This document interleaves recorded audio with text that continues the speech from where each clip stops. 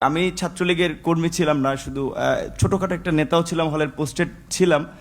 আজকে প্রথমে ধন্যবাদ ও কৃতজ্ঞতা জানাচ্ছি হাজার বছরের শ্রেষ্ঠ বাঙালি জাতির জনক শেখ মুজিবুর রহমানের সুযোগ্য কন্যা, যার নেতৃত্বে বর্তমানে বাংলাদেশ বিশ্বে উন্নয়নে একটি রোল মডেল হিসেবে পরিচিত এবং যিনি তার লিডারশিপের কারণে আসলে আমরা দেখেছি যে বিশ্বের বড় বড় নেতাদের মাঝে তার স্থান করে নিতে পেরেছেন।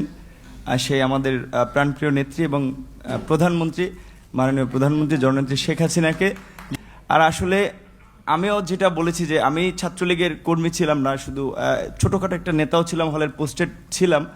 আর আমি বিভিন্ন প্রোগ্রামে গিয়েছি, আমি দেখেছি নেত্রীকে ঢাকা মেডিকেল যখন বার্ন ইউনিটে বিএনপির আন্দোলনের সময় যখন আছে বিভিন্ন অকারেন্সগুলো ওঠে তখন তিনি গিয়েছেন। আমরা রাস্তার পাশে দাঁড়িয়েছি, তাকে দেখেছি গাড়ির কালো গ্লাস থেকে স্পষ্ট দেখতে পাইনি, টিভিতে দেখেছি। আর আজকে দেখার পরে আমি অনেকক্ষণ চেয়ে রয়েছি। আমি 2.5 বছর বয়সে আমার মা মারা যায়, আর আমার ছোটো বাচ্চা এখানে এসেছে, ওর বয়স ছিল তখন 1 বছর। আমার মায়ের এটা আমি যতটুকু মনে করতে পারি আমি সেটা খুঁজে পেয়েছিলাম আমার প্রাইমারির একজন শিক্ষিকার মধ্যে, আমি যেই প্রাইমারিতে পড়েছি।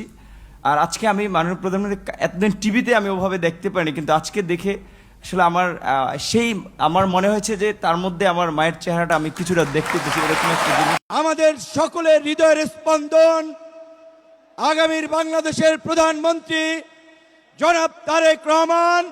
আমাদের মাঝে উপস্থিত হয়েছেন বিএনপির চেয়ারম্যান, আমাদের সকলের হৃদয়ের স্পন্দন আগামীর বাংলাদেশের প্রধানমন্ত্রী জনাব তারেক রহমান।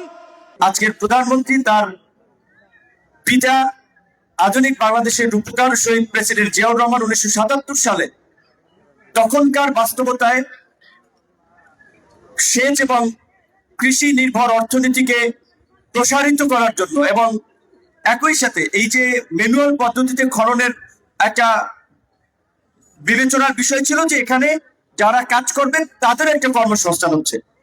তো পিতার পথেই আমরা দেখতে পেলাম পুত্র বর্তমান বাংলাদেশের প্রধানমন্ত্রী, বাংলাদেশের অভিসংবাদিত নেতা জনাব তারেক রহমান একইভাবে নির্দেশনা দিয়েছেন। এবং আজকে আপনারা দেখেছেন যেটা ইঞ্জিনিয়ার সাহেব বলেছেন যে আজকের এই উদ্বোধন কর্মসূচিতে ওইভাবে কোনো নাম ফলক রাখা হয় নাই, ফুল দিয়ে শুভেচ্ছা জানানো, স্বাগত জানানো, এই সমস্ত ফর্মালিটি গ্রহণ করা হয় নাই। এটাও কিন্তু প্রধানমন্ত্রীর একটা অনুশাসন যে আমরা ফর্মালিটির চেয়ে কাজের মধ্যে যত দ্রুত আমরা স্টার্ট করতে পারি। এবং আমরা তার সাথে কাজ করতে গিয়ে দেখেছি তিনি আসলে কতটা মানে কাজের প্রতি তার ডেডিকেশন। আপনারা জানেন যে 9টার আগেই সচিবালয়ে চলে আসেন।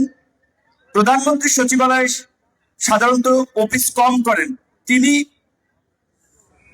প্রায় প্রতিদিনই তার অফিস সচিবালয় হয়ে তারপরে প্রধানমন্ত্রীর কার্যালয়ে যান এবং তার বারবার আমাদেরকেও মনে করিয়ে দেওয়া যে আমরা জনগণের ভোট এবং সমর্থন নিয়ে আছি, আমরা কাজের মাধ্যমে এই সমর্থনটা কিন্তু ধরে রাখতে হবে।